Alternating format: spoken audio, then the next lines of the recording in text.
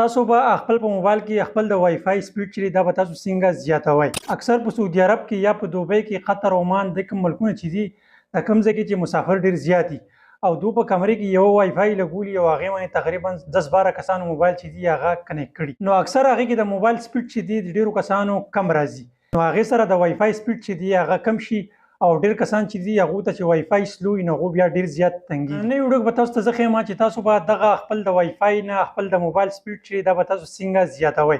دغه په موبایل کې یو څو اپشن دي، دا تاسو آن کړئ او دغه سیټینګ تاسو وکړئ نو ستاسو د وای فای سپیډ چې دی ستاسو په موبایل کې به هغه ډېر زیات تیز شي. اوس دغه سپیډ چې دا به تاسو څنګه زیاتوئ او دغه سیټینګ به تاسو څنګه کوئ مکمل طریقه درته ښیم. خو د ویډیو شروع کېدو مخکې زموږ دا ویډیو ځان سره لایک کړئ او که په دې پیج باندې تاسو نوي راغلي نو زموږ د پیج نه سره لازمي فالو کړئ چونکې موږ دغه شانتې انفارمیشن ویډیوګانې تاسو دپاره راوړو.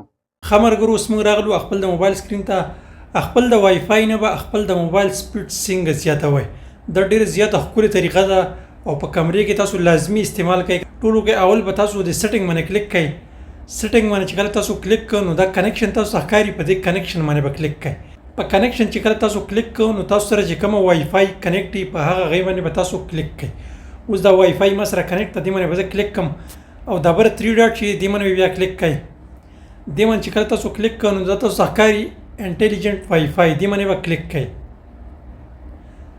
دې باندې چې کله تاسو کلیک کړئ نو بیا به تاسو لوغونتې لاندې راشئ، دلته تاسو ته ښکاري انټیلیجنټ وای فای، په دې باندې به تاسو 3 پیرې کلیک کړئ. چې کله تاسو 3 پیرې کلیک کړئ نو بیا به تاسو سره داسې یو بل اپشن چې دی آن شي، دا لاندې تاسو ته ښکاري کنیکشنټي لیب، دې باندې به تاسو کلیک کړئ. دې باندې چې کله تاسو کلیک کړئ نو بیا به لوغونتې سکرولینګ وکړئ، لوغونتې لاندې به راشئ او دلته دا اپشن تاسو ته ښکاري دا اټو ریکنیکټ وای فای، دا به تاسو آن کړئ او لاندې دا بل کوم اپشن چې دی دا سویچینګ ټو موبایل ډیټا فاسټر، دې باندې به تاسو کلیک کړئ. ښه، دلته چې دا دوه اپشن تاسو آن کړئ نو بیا به تاسو نور اپشن چې دی دا به تاسو نه چړئ. ټیک ده، بیا تاسو ته په فرست نمبر باندې تاسو ښکاري هوم وای فای، دې باندې به تاسو کلیک کړئ. دې باندې چې کله تاسو کلیک کړئ نو دلته تاسو ته ښکاري، دلته به تاسو ته دا اپشن کولاو شي لیټ چیک یور هوم وای فای، بیا که تاسو ته ښکاري سټارټډ، دې باندې به کلیک کړئ.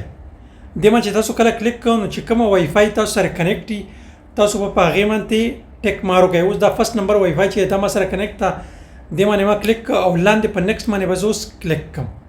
نیکسټ باندې چې ما کله کلیک کړ بیا به زه نیکسټ باندې کلیک کړم، بیا به زه سټارټ باندې کلیک کړم. نو دا تاسو اوس ګورئ دا سیګنل چې دا اوس تاسو ته ویک سیګنل تیزی. ټیک ده، دا چې کله اینډ ته ورسېد بیا به تاسو په ډن باندې کلیک کړئ. دا اوس تاسو ګورئ